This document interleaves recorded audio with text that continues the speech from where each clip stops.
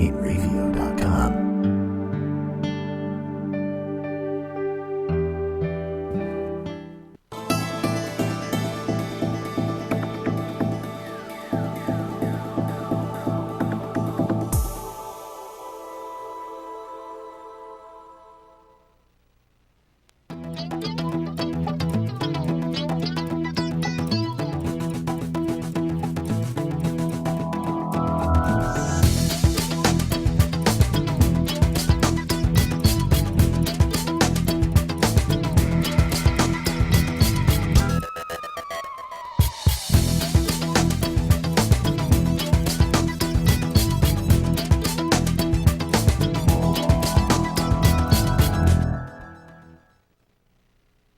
Hello again, everybody. This is Joe Larson, and you're watching the 505 on Racing Show. I made it. After that trip home from Mahona Valley, and we'll get into that in a little while. After that trip back, I'm lucky to be back, and I got to thank Video Mike down in New Jersey for guiding my driver, because as everybody knows, I have a driver now. That takes me to all these events.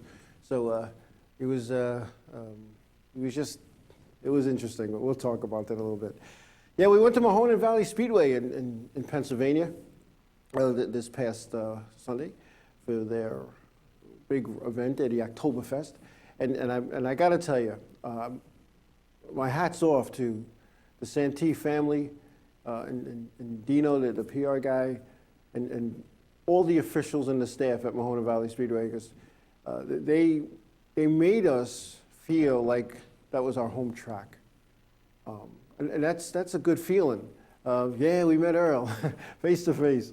And that's what it's all about. It's a family atmosphere, and it's all positive. It's all good. There did not seem to be any negativity at all throughout the whole facility.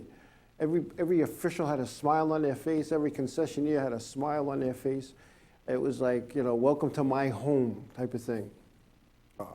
It was cold.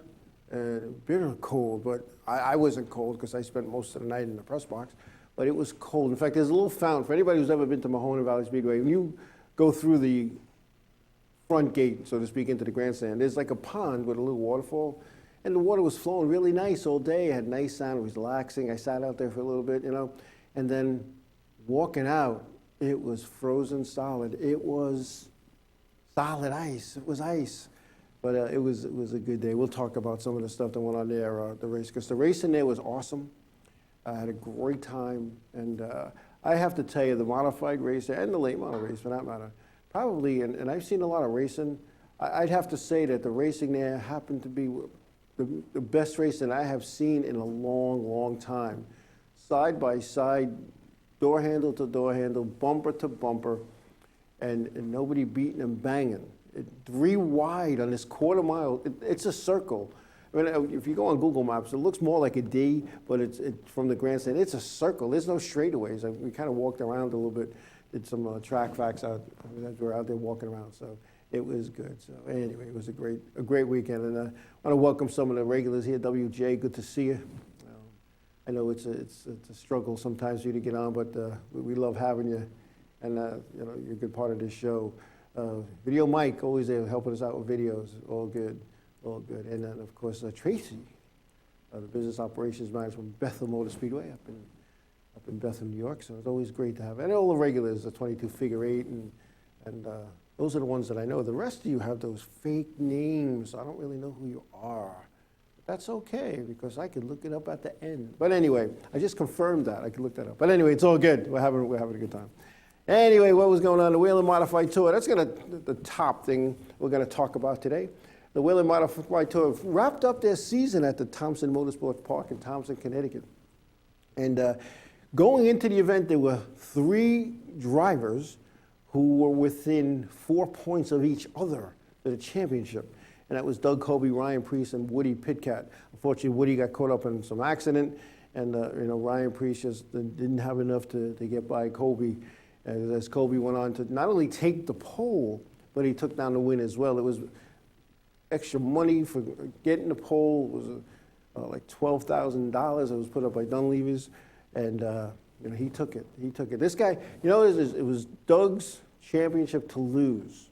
Basically, he just had to finish ahead of Woody Pitkat and Ryan Preece, which he did, and he did that by winning.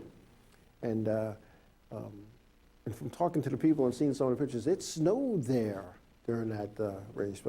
But anyway, here's how it looked at the Thompson Motorsport Park for the final NASCAR Whelen Modified Tour event. Doug Colby, as we said, he won from the pole. Justin Bonsignore finished second.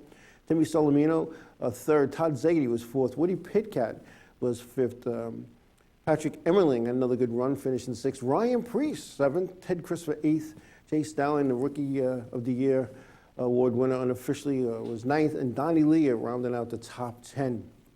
The way the points finalized went out was Doug Colby was, as I said earlier, the champion with Ryan Preece second, which is, I believe, the third or fourth time, maybe the third time that Ryan Preece finished second to Doug Colby in the points battle for the championship. Woody Pitkat, of course, was third. Todd Szegedy, fourth in points. Patrick Emmerling in the top five. Timmy Solomino just missed finishing in the top five, finishing sixth. Donnie Lee is seventh in points. Eric Goodale, eighth in points. Chase Dowling, ninth in points. And Justin Bonsignore rounding out the top 10, finishing in the top 10 in the Whelen Modified Tour final tally. It's no easy task because 59 different drivers took the green flag in the Whelen Modified Tour events this past season. And that's an increase over last year. And I'll tell you what, when you look at that, and not every driver ran every race, and someone only ran the big dollar races, and there was some guys that concentrated on the weekly racing series and getting the points there and championships that they were going for. But when you have 59 different drivers attempt to qualify, now some only had a couple of races, and don't get me wrong, some only ran the Long Island Tour race, and a handful of that are in there, but 59 different drivers. Is the Tour dead? A lot of people are saying the Tour was dead. You know, I don't think so. There was 32 cars, I believe, that showed up at the Thompson Motorsport Park. Yeah, it's not like it used to be, but then again, nothing is like it used to be. You know, I can remember sending home more cars from Thompson than we started on a few events, especially when we did the World Series, when they did the Icebreaker and the old Thompson 300. A lot of cars would go home. And, you know, some guys came with two cars that had two different drivers. And, you know, it was just a different era, you know, back in when it wasn't that long ago that I was a race director on the tour. But I can remember having 50, 60 cars signed in with starting 28 or 32, whatever the case was, depending on the track. But, you know, 32 cars, that was a good showing for the last race of the year. And despite the bitter cold, it was still a good turnout and a good crowd. So, you guys crack me up. I see out of the corner of my eye some of the chat room things that you guys are talking about. And, yeah, Video Mike. I don't know if we could tell that here. But anyway, but it was good. So with that championship, Doug Colby joins Mike Stefanik and Tony Hirschman to become just the third driver in the Whelen Modified Tour history to win 3 or more titles. Now, you know, I'll tell you what, you know, Doug Colby, a couple of years ago, or a few years ago, like 3, 4, he was only running part-time looking for a ride. All right, and now look at him. He's hooked up with a good team. Mike Somerglio is an awesome car owner. They have a good crew. They've been together a while. Always have nice equipment, and they play to win. They play to win. They're not there to finish second, and it showed that in this past season. So Doug Colby, a gentleman, a professional. I congratulate Doug Colby and his team on a fine performance this year. True champion. And I'll tell you what, you know, you don't find too many guys that go Doug Colby around. He's always there to help out. Little Doug Colby story back. I'm going to go back maybe 5, 6 years. We're in the tour, and we got our new hauler. And there's a big decal. It was huge that had to be put on the side of the hauler. And nobody wanted to attempt it because if you messed it up, you know, there was only 2, 1 for each side. And somebody I believe it was Bill Bryce, the junior, walked up and he said, "Do you know how to do this?" Doug goes, "Yeah, I know how to do it."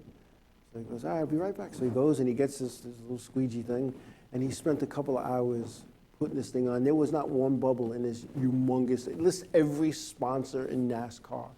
and he put this thing on both sides, and he really did a nice job. And I was saying, well, here's a guy, he's getting ready to go racing, and he's taking an hour out of his time to put this up. So it was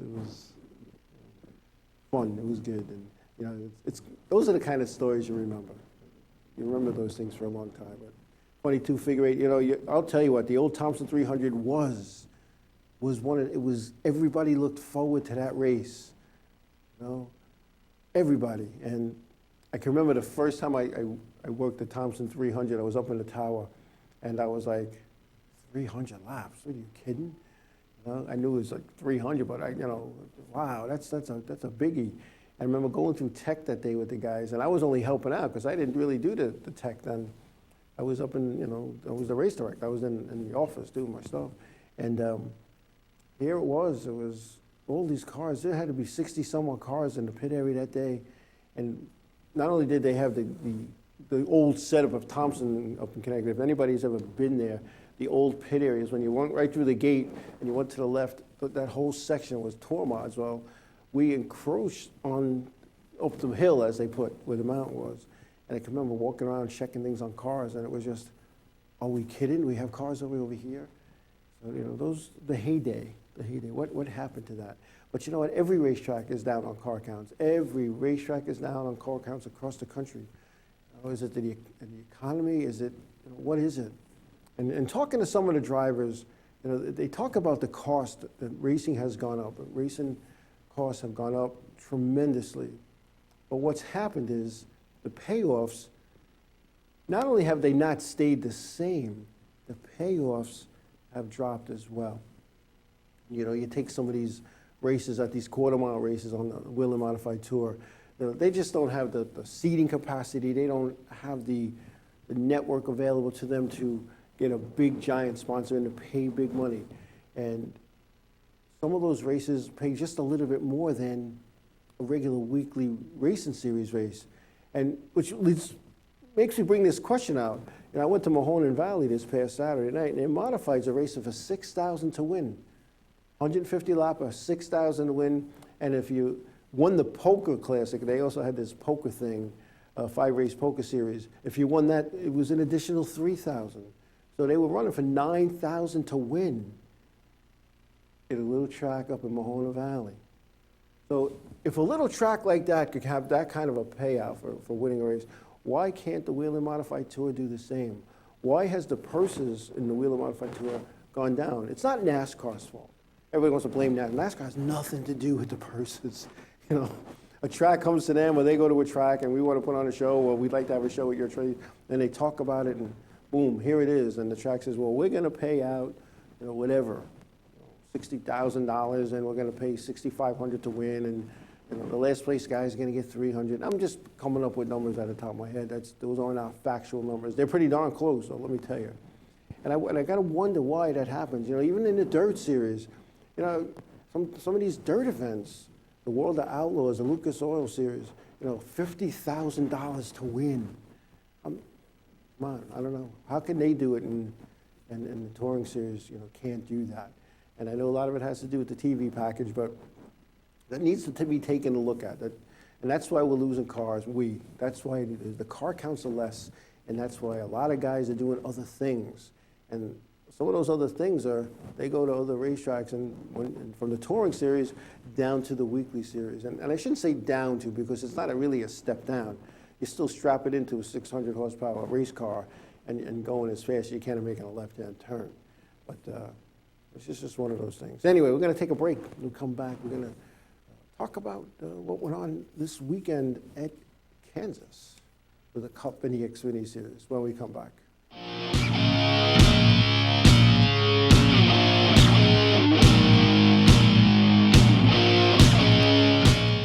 Hey, this is Chris Les Jake, and if InRavio.com spots you at an event wearing this bracelet, they will give you $100. Village Music Shop of Mastic, 1-800-HEY-DUDE, your full-service store with personalized attention, school band instrument rentals and sales, music instruction on all instruments for all styles and age groups, for guitars, drums, amplifiers, PA systems, and accessories. It's Village Music Shop, 1495 Montauk Highway in Mastic. Call 1-800-HEY-DUDE or go to villagemusicshop.com.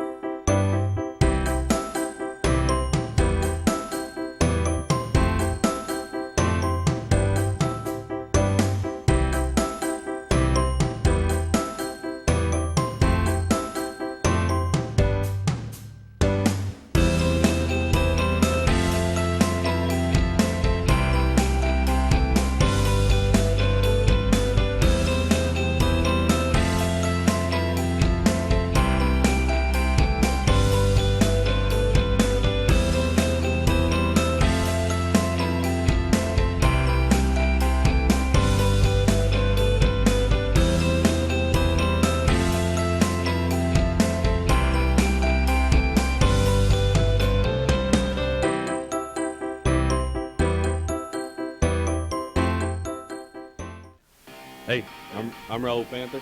And I'm Commander B. Hawkins. And I'm Rich Weller. We're some of the proto men. If we see you without this bracelet, you're gonna punch in the. But if you have this bracelet from InRavio.com, you can win $100. Put one of these on, or else. For over 60 years, Hanson Carpet has put the customer first, providing only the finest quality products and service. And Hanson Carpet is so much more than just carpet. We also carry a wide selection of window blinds and shades, and our licensed and insured technicians can service any of your flooring or window covering needs. Browse our huge selection of laminate, carpet, linoleum, vinyl, and tile. Stop by our showroom today or visit HansonCarpet.com. No matter what your project, Hanson Carpet has got you covered. The world of advertising has changed. Radio, TV, and newspaper revenues have declined drastically. Why? Because businesses have realized that advertising return on investment isn't what it used to be. So what can we do about it? Well, that's easy. Advertise online. Own a local restaurant, real estate agency, or even a national retail chain? Whatever your business, InRavio can get your message out there. And we can do it at a fraction of the cost. Call today and see the difference for yourself. This isn't TV. This isn't radio. This is InRavio.com.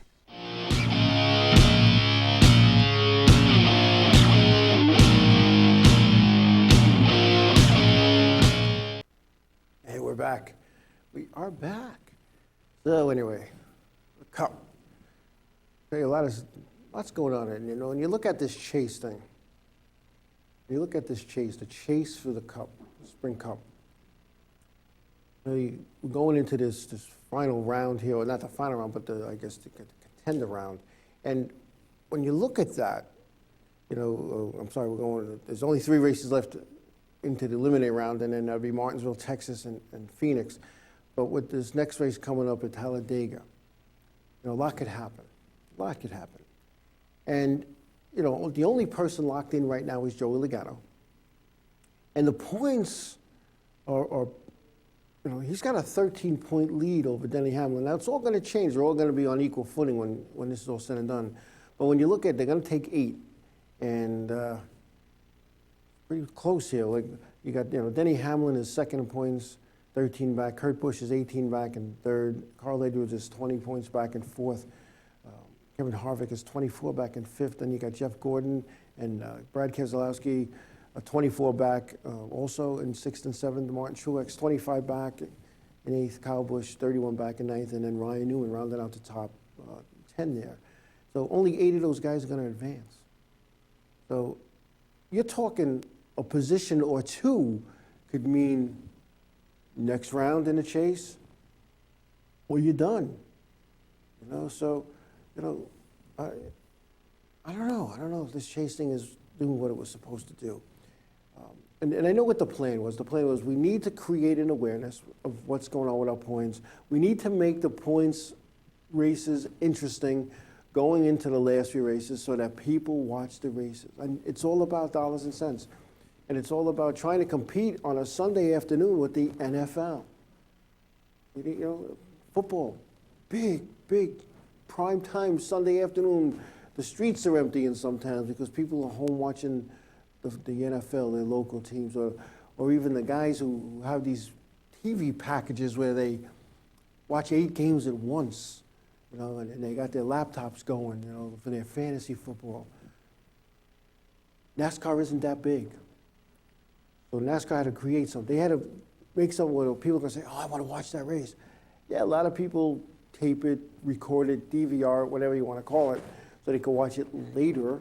And they're like, oh, don't tell me who won the race, because they got to watch their, you know, their football games.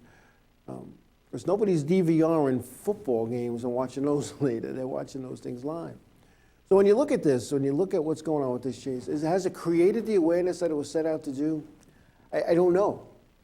I don't know, because, you know, how do you measure that? How do you go back and say, this is what we intended to do and this is what we did and it worked? It's hard to measure that.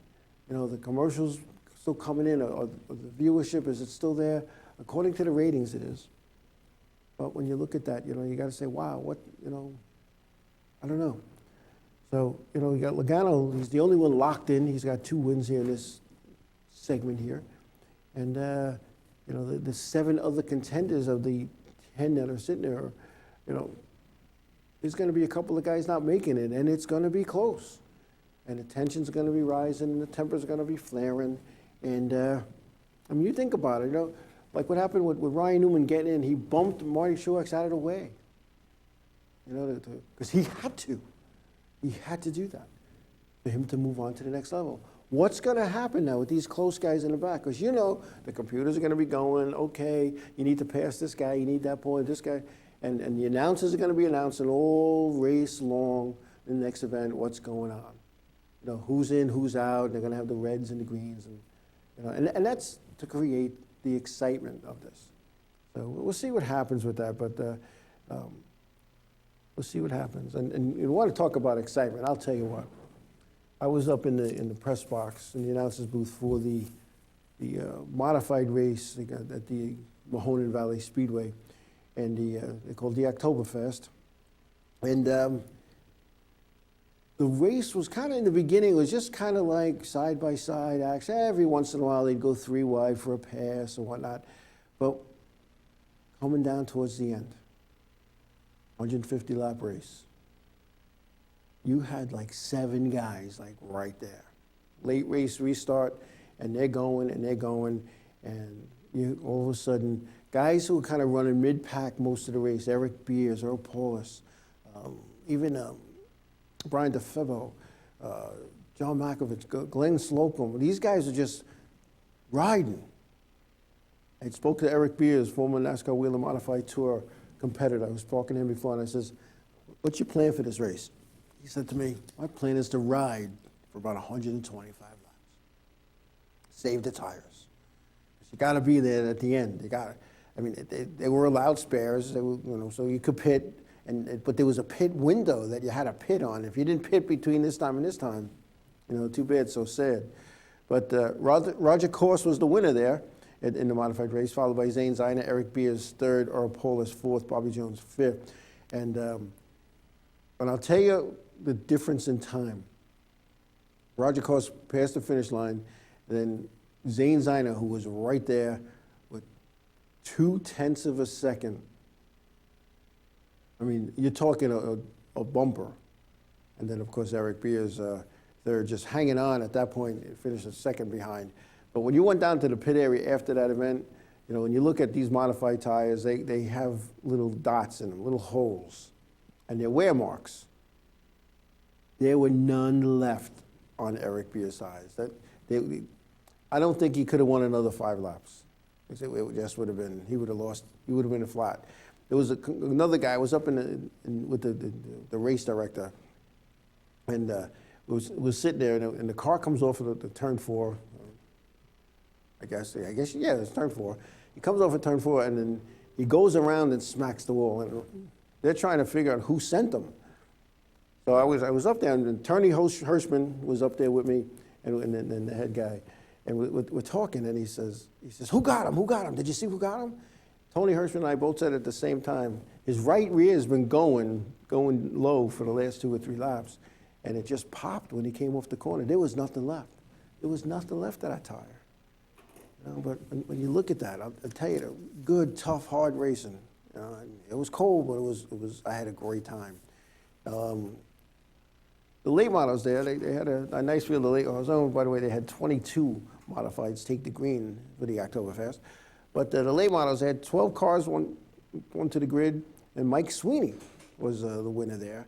Another great race, 0.7 of a second over second place finisher Paul Kohler Jr. So that was awesome. Now we have the street stocks. Now the street stocks there, I don't know what to compare them to because they were all Camaros. They were all Camaros, and they all looked the same. They all looked, pretty much the same. It was kind of interesting. So their race was side by side the whole entire time, 75 laps. And I'll tell you what, 0.9 of a second separated the top 4 guys. The race was won by Josh Mooney, Lauren Arthfolther was second, Jared Adner was third, and I might be butchering these names, but I apologize. And TJ Gursky was fourth. So, and then he was only one. And the 5th place guy, Jillian Long, was 1.1 second behind. Not one guy beating and banging. Yeah, there was some spins, there was some flat tires, whatever, but I don't know. Anyway, I believe we have on the line right now the announcer and PR director from Mahoning Valley Speedway, Dino. Dino, you out there? Oh, I might have lost him. Dino, you out there? Yes. Hey, how you doing, buddy? Okay, how are you? Hey, I want to, on behalf of Kevin Basic and myself, I want to thank you guys again for the hospitality and the good time that we had at your facility. It was a pleasure having you guys, and I'm pretty sure, despite the chill in the air, everybody, including you guys, enjoyed yourselves. If you recall, when I was talking to you last week on your show, I said, I think you're coming there, you're going to see something good, what our product is, and I'm pretty sure you walked away with a smile on your face all the way back to Long Island. Oh, yeah, without a doubt. Without a doubt. I know, and correct me if I'm wrong, but I believe it was Roger Corse who, it was 20 straight years with a victory with that win Sunday? Yeah, how about that? He's actually gone 9 consecutive years, I believe 10 consecutive years since he became a stock car driver, but his win streak goes back to the days of his go-karting, and, it's just so neat to know that he was able to pull off that victory. It was kind of a surprise, but I think, again, it wasn't a surprise because Roger is a one terrific modified driver. He actually began his modified career down at Wall Stadium, and then a couple of years ago, he kind of switched up and came to Mahoning Valley. It's actually a half hour closer to come to Mahoning Valley from Lafayette, New Jersey, where he lives, rather than driving down to Wall Stadium. So he kind of got comfortable with us in the last few years, and he knows how to get around that joint pretty darn good. This past year, he ran on the ROC Tour. He finally decided it's time for me to make a move with my career, and he did pretty good out there. And one of the few races that he missed, oddly enough, was the Race of Champions itself, the 200 that was just held. And the reason being is because the majority of the guys on his pit crew were racing at Mahoning Valley that night, so he came down and ran our 100 lapper, and that kind of tuned him up for what you saw on Saturday. And I found it kind of ironic in a way because our first Oktoberfest, which was in 2012, he was leading up until lap 138 and got passed with 12 laps to go. The race was won by Matt Hirschman. And here on Saturday, Chip Santee was leading on lap 138, and Roger Koss passes him with 12 laps to go. So kind of a redemption there. Yeah, it was. Chip was. I mean, I thought it was his race to lose at that point, and he did. He was running pretty strong, and I was like, wow. And then he just shuffled to the back. You got to remember something. Chip Santee was one of only 4 drivers that gambled and did not make a pit stop. Mm-hmm. I'm very happy with the way those Hoosier tires performed, but just about everybody in the field, with the exception of Chip Santee, Brian DeFebo, Don Wagner, and Terry Margovic, were the only drivers that did not pit in that race. Mm-hmm. And obviously, the end result kind of cost them. So, I was talking to Chip on Saturday night and a little bit today. I said, of all the years we decided to make this race 150 laps because it was 130 the first 3 years. So it would have been his, but unfortunately, that's just the way things panned out. But honestly, I don't think you could have asked for a better outcome or a better show. I don't think you saw as much side-by-side racing for that many laps. That it was probably one of the best races that I honestly ever saw there. It was incredible, and like you just said, it was side by side. Like there was no beating and banging. It was side by side, bumper to bumper, good, clean racing. And that's the beauty of Mahoning Valley. There was a time maybe, and I'm going years ago, that it may have had that type of a reputation where guys would just use the bumper and just not think and just for no reason maybe take somebody out. But these guys are very proud of their equipment, and it shows. You saw just about everybody went off the track in one piece. We had some typical skirmishes, which were unfortunate. It was really tough to see Austin Koshnosh, who was definitely a pre-race pick to win that thing. There was no question about that until, unfortunately, he got caught up in something. But for the most part, everybody was racing hard, and they all took their car off the track in one piece, and it was nothing short of thrilling. And basically every feature was like that, from the late models to the street stocks to the modifieds. And Joe, you think about something here. We ran all those laps, 150 laps for modifieds, 60 for the late models, and 75 for the street stocks, and they all came down to the wire in all three of them. Yeah, unbelievable. If a guy would have burped, somebody else could have won. Right, and I think probably the most exciting part for the modifieds itself was, in the last 25 laps, it was just you couldn't get up out of your seat. You couldn't turn your head to look who was next to you and say something, because you would have missed something on the track. And I think one of the most exciting parts of that whole event was when Roger Koss went 3 wide with Bobby Jones and Donnie Wagner and made that pass that got him in the second spot, and then after that he was up to first. So he was just amazing, and out of nowhere, I'm still not sure where Zane Signer came from at the very end there, but he just rocketed it himself up towards the front, and so and you look back a little further too. Eric Beers, 4 straight years now, Eric Beers has finished third in this race. So wow, just that's a hard one to take home with you, because obviously he knows how to prepare for these types of big races, but it just, for whatever reason, things just don't work out, and it still wasn't his time. No, it's funny you had said that, you didn't want to miss anything. And at one point, I'm sitting up in the press box with you, and you kind of jumped out of your seat, and I thought you were going to jump out of the press box. It was that exciting. It gets that way, and that's the beauty. I saw a lot of there was a lot of people who were able to comment on our Facebook page, and everybody seemed to be pretty happy about the way we ran the show, despite the weather. I will say it was nice, the fact that there was no wind. That really made a big difference for everybody that was there. But it was nice to see the compliments that we were able to get the show in, and just how exciting and thrilling, especially for people that may not come down there all the time, and they specifically came down to watch Oktoberfest, and that makes us happy. That makes us know that we all did our job. Tim Santee, our race director, really does a terrific job of keeping everybody in line, keeping the race going. He's in communication with all the drivers when lap traffic comes up to make sure everybody knows what's happening out there. And obviously, everybody drove with their heads on. Sometimes they don't, but they certainly did on Saturday. And couldn't be more proud of every one of those guys. Oh, without a doubt. And I know the pressure that Tim's under. I've had that position in the weekly series, in the touring series, and you can't watch everything, and you're standing up there. And at one point, he turned Tony Hirschman and myself, and he goes, "What happened there?"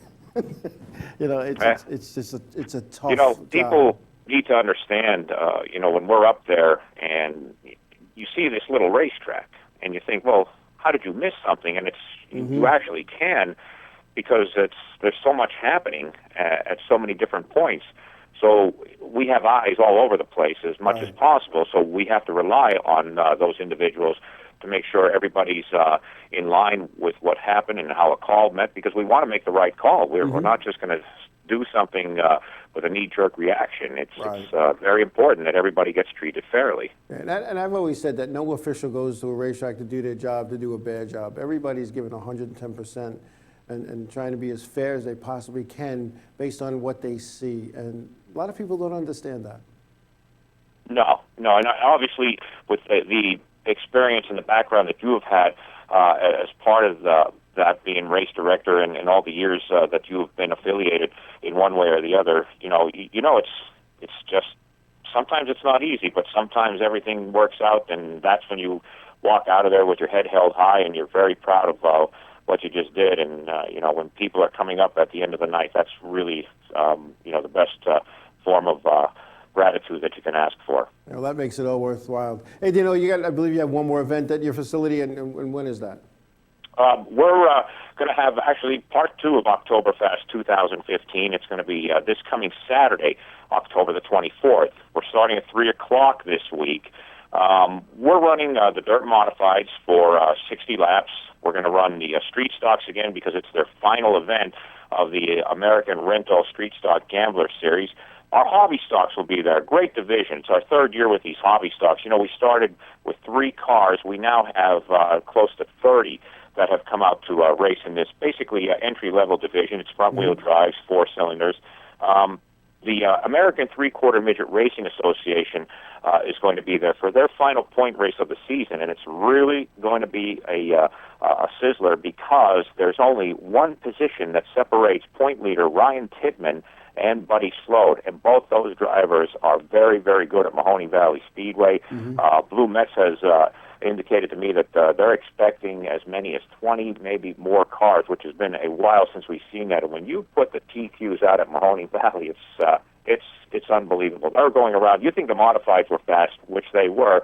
The TQs are getting around there in under 9 seconds at over 100 miles an hour, and they're passing cars to boot. So it's phenomenal. And the All-Star Slingshots will be there. We also, at intermission time, we've invited the vintage division of the ATQMRA to come down and do basically a demonstration of laps there as well. So it should be a pretty good deal. And you may have heard me talking that Gary Lee of Gary Lee's Brown Dog Kia, car dealership out of Easton, Pennsylvania, who's been a big supporter of ours and was also the primary sponsor of our dirt modified champion, Ricky Yetter.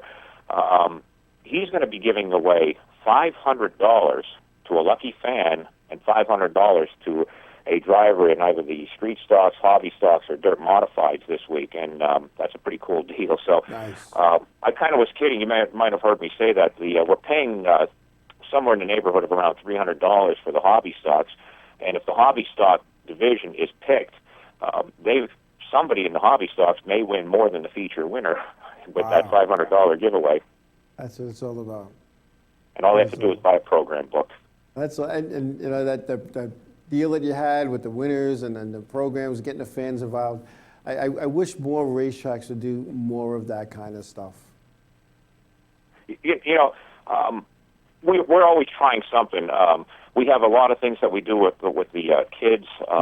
We have a great kids coordinator down there. Her name is Karen Bortz. As a matter of fact, her son was our factory stock champion, Cody Geist. But she really does a lot with the kids' activities there.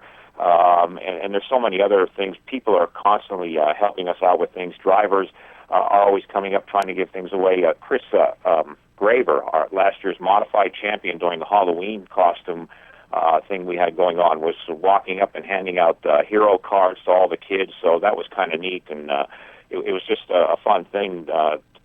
It's a family atmosphere, basically, at Mahoney Valley Speedway. And one of the things, and I always enjoy this about that, it's the generations of families that have gone there. We're talking 3rd and 4th generation now of racing families that are there supporting and still racing and keeping the legacy alive of all their traditions of racing in Northeast Pennsylvania. Nice. Well, Dino, we got to take a break, but I appreciate your calling. And again, on behalf of InRavio TV, 505 on Racing, Long Island Need for Speed, I want to thank you again for the hospitality that your people showed us this past Saturday. And that kind of stuff goes miles. And thank you. Well, Joe, you know what? The same to you guys as well, yourself, Kevin Basic, because you're helping to get the word out.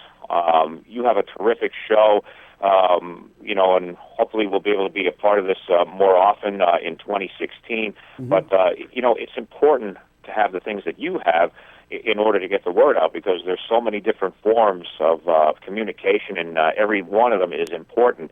And, you guys got a home run deal going on there, so certainly keep up the good work. Yeah, we got a good team here. It's not just myself and Kevin. There's a lot of people in the control room, the people upstairs. And, without those guys, you'd be looking at a blank screen. So, Dino, again, I thank you.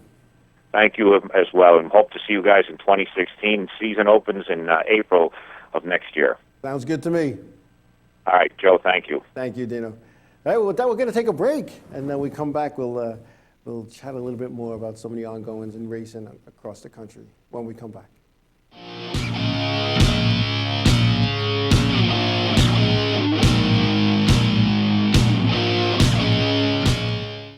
What's up, guys? We're Scare No Fair, and we're here with Enravio.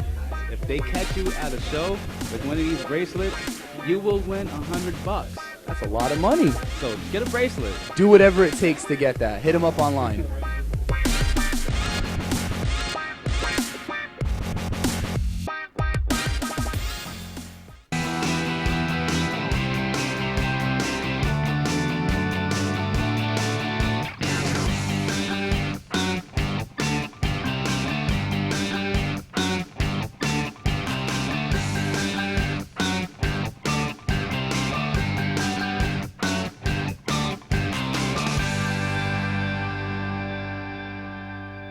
Village Music Shop of Mastic. 1-800-HEY-DUDE. Your full-service store with personalized attention, school band instrument rentals and sales, music instruction on all instruments for all styles and age groups, for guitars, drums, amplifiers, PA systems, and accessories. It's Village Music Shop, 1495 Montauk Highway in Mastic. Call 1-800-HEY-DUDE or go to villagemusicshop.com. The world of advertising has changed. Radio, TV, and newspaper revenues have declined drastically. Why? Because businesses have realized that advertising return on investment isn't what it used to be. So what can we do about it? Well, that's easy. Advertise online. Own a local restaurant, real estate agency, or even a national retail chain? Whatever your business, Enravio can get your message out there, and we can do it at a fraction of the cost. Call today and see the difference for yourself. This isn't TV. This isn't radio. This is Enravio.com. Hey, I'm Raul Panther. And I'm Commander B. Hawkins. And I'm Rich Weller. We're some of the Proto Men. If we see you without this bracelet, you're punching the But if you have this bracelet from Enravio.com, you can win $100. Put one of these on, or else. For over 60 years, Hanson Carpet has put the customer first, providing only the finest quality products and service. And Hanson Carpet is so much more than just carpet. We also carry a wide selection of window blinds and shades, and our licensed and insured technicians can service any of your flooring or window covering needs. Browse our huge selection of laminate, carpet, linoleum, vinyl, and tile. Stop by our showroom today or visit HansonCarpet.com. No matter what your project, Hanson Carpet has got you covered.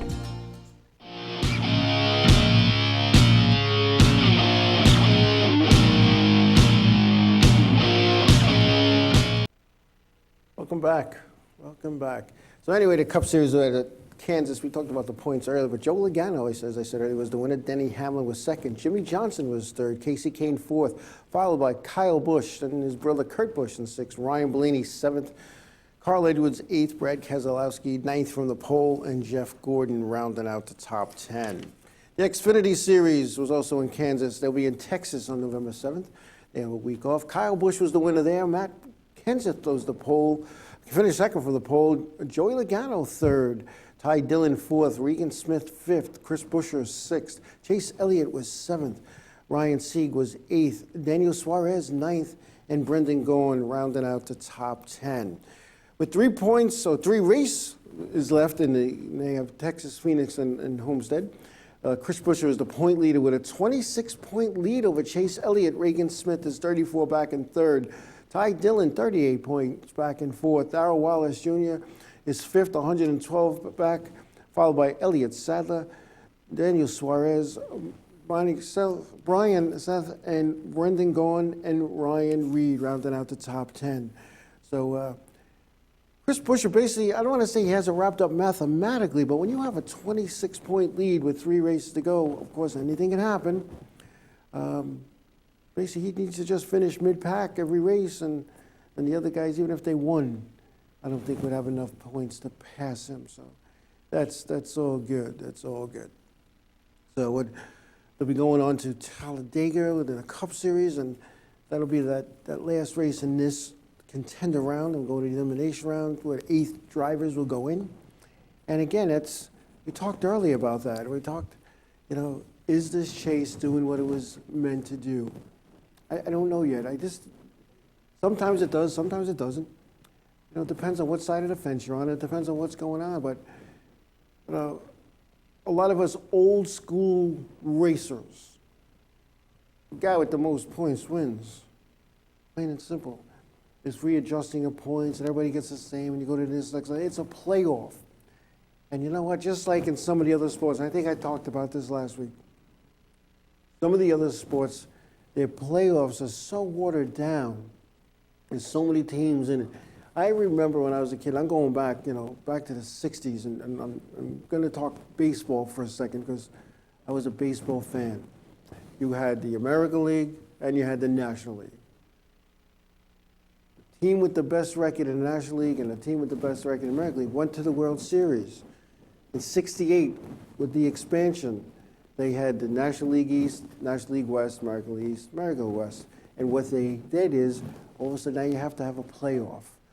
So the 2 guys in the best teams with the best records, what they would do is they'd have a playoff, 5-game playoff, that went to the World Series. And now, as you look, there's the wild card, the second one, this one, 1-game playoff. It's too much, and a lot of it's done for TV. And like with the chase for the Sprint Cup, a lot of it's done for TV. Like I said, the jury's out. Is it really working? Are people really not watching football or go watch the races because there's a chase format? I don't know. And this is no way to put down this new format. I'm not putting it down. I'm just saying, did it do what it was supposed to do? Because I don't know if it did. I'm not in the know.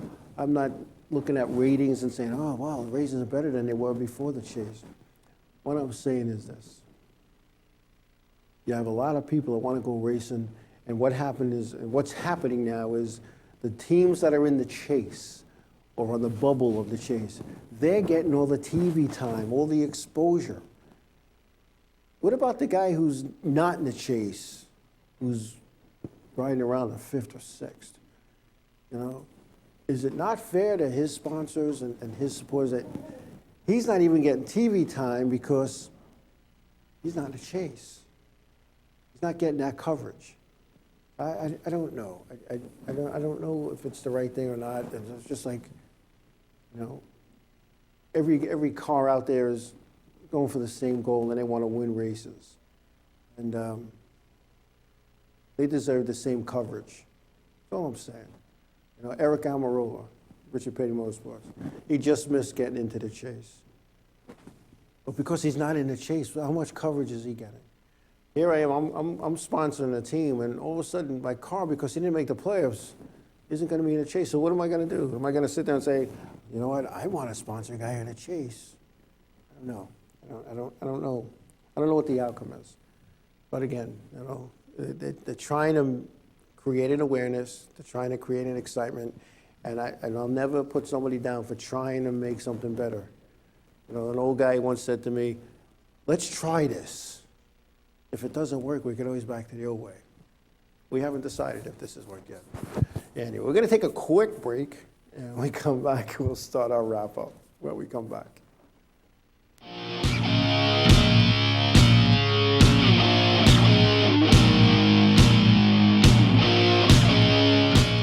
For over 60 years, Hanson Carpet has put the customer first, providing only the finest quality products and service. And Hanson Carpet is so much more than just carpet. We also carry a wide selection of window blinds and shades, and our licensed and insured technicians can service any of your flooring or window covering needs. Browse our huge selection of laminate, carpet, linoleum, vinyl, and tile. Stop by our showroom today or visit HansonCarpet.com. No matter what your project, Hanson Carpet has got you covered.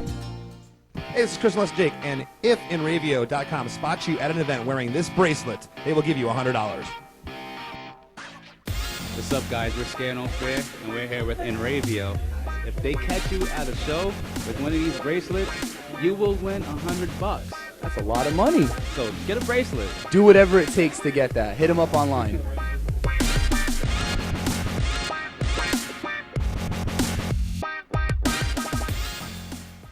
The world of advertising has changed. Radio, TV, and newspaper revenues have declined drastically. Why? Because businesses have realized that advertising return on investment isn't what it used to be. So what can we do about it? Well, that's easy. Advertise online. Own a local restaurant, real estate agency, or even a national retail chain? Whatever your business, Enravio can get your message out there, and we can do it at a fraction of the cost. Call today and see the difference for yourself. This isn't TV. This isn't radio. This is Enravio.com.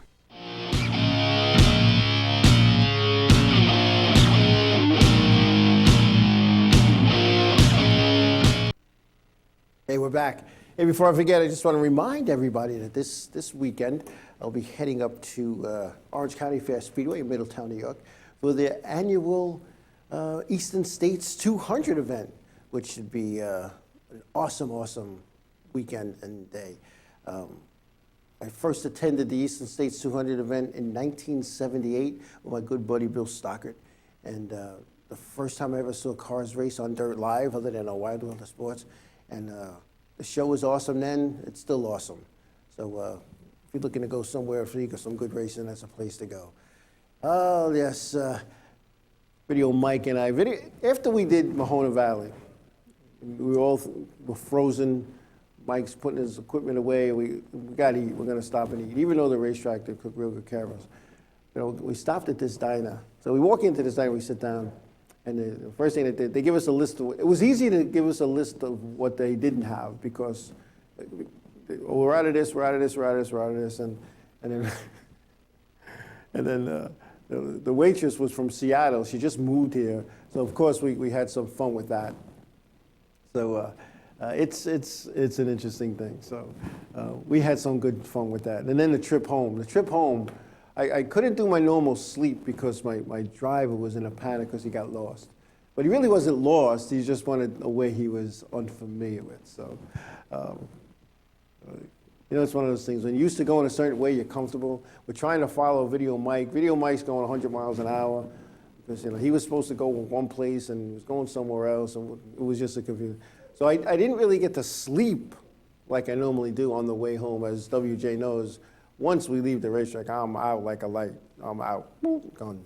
But I'll be going to Orange County Fair Speedway this Sunday for an event, the Eastern States 200. Looking forward to it. Again, it's a good event. Probably next week we'll start getting some of the banquet dates for some of the racetracks. It'll be interesting to see where these banquets are, when they are, and I'll do my little banquet speech. The guys and gals who I'm going to give you a little hint now. If you're going to be on stage getting an award, dress the part. Dress the part. You never know who's going to watch, and you never know who's looking at those pictures in the local racing papers. You might lose a sponsor because of the way you're dressed, or you might gain one the way you're dressed. You know, think about that. You know, doesn't take much to put a shirt and a tie on. Trust me. If you knew what I had on in the bottom half, you would die. But this is what you see. Anyway, it's all good. Oh, let's see. What are you gonna? I do WJ North-South Shootout, November 7th, 6th, 7th, and 8th. I'm trying to figure out how to do that. Because I love going to that event, so I'm trying to make that happen as well. And here we go. Tracy Beaners to the Punch. The Bethel Banquet is December 5th, so that'll be good. So. Yeah, get your T-shirts and your ripped jeans pressed, absolutely. And Mahona Valley, thanks for your mic. Mahona Valley's banquet is November 21st. So, guys and gals from any of those racetracks who are watching and listening, think about it. Put on a shirt and tie. I got plenty of ties if somebody wants to borrow some. You can even have some of the ties, all right? I worked in a place where I wore a jacket and a tie every day for 25 years. I got plenty. So anyway, but WJ, I will be in touch. We'll try to coordinate something for that event. Anyway, I think we're almost no, we still got plenty of time. Plenty of time. Anyway. Rules came out for the local racetrack, and there was a lot of people that were up in arms over that, at the new rules for Riverhead Raceway. But you know what? I used to joke about this, not used to, but I joked about this in social media that, you know, when people were saying, oh, we're going to keep this, we're going to keep that, we're going to keep this, we're going to keep that. What I said kind of upset a couple of people, but I meant it tongue in cheek. You know, when you buy a new house, you bring in your own furniture. You don't keep the furniture that's there. So if you, for any thought, would think that Eddie and Connie Partridge are going to keep doing things the way they always were done, you know they had their own ideas. You know they're successful business people. They're going to make some changes. And they made some changes, eliminating a division. And I'll tell you what, and please, I don't want to get any nasty grams from Charger drivers.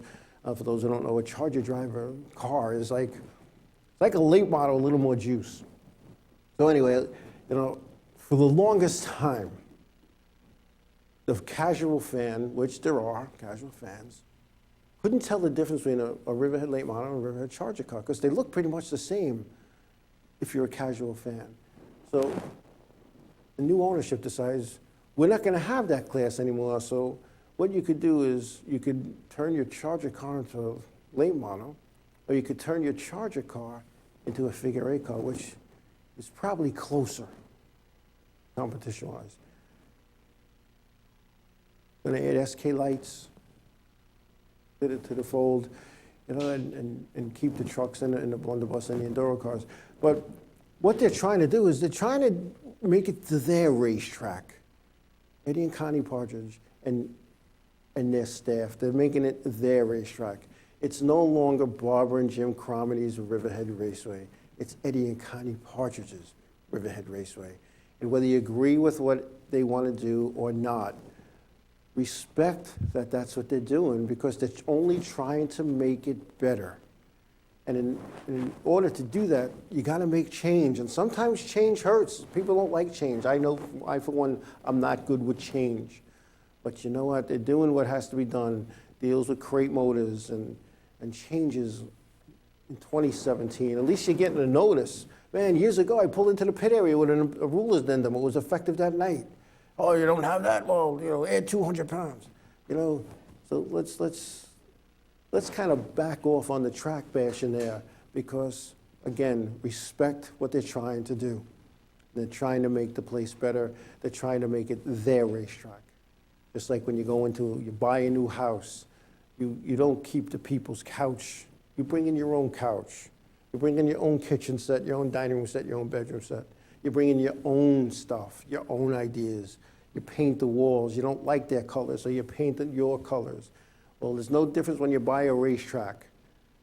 You run the divisions you want to run with the rules you want to have.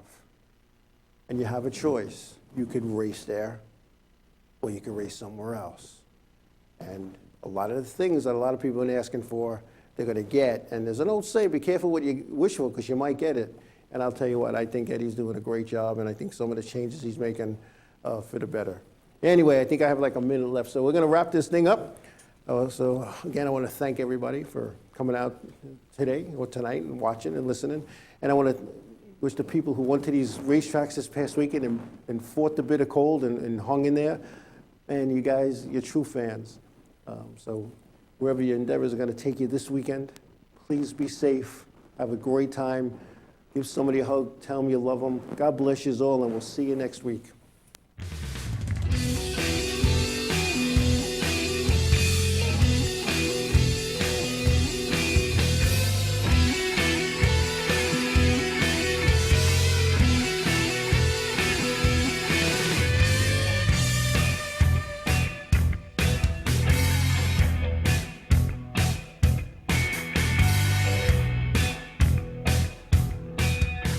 inradio.com.